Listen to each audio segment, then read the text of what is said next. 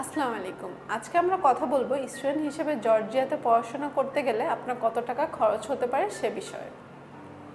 আপনি যদি জর্জিয়াতে পড়াশোনা করার জন্য এলিজিবল থাকেন তাহলে জর্জিয়ান ইউনিভার্সিটি আপনাকে কন্ডিশনাল অ্যাডমিশন লেটার অফার করবে। সেই অ্যাডমিশন লেটারে আপনার ফার্স্ট সেমিস্টার ফি এবং এর সঙ্গে সঙ্গে আপনার অ্যাপ্লিকেশন ফিও মেনশন করা থাকবে।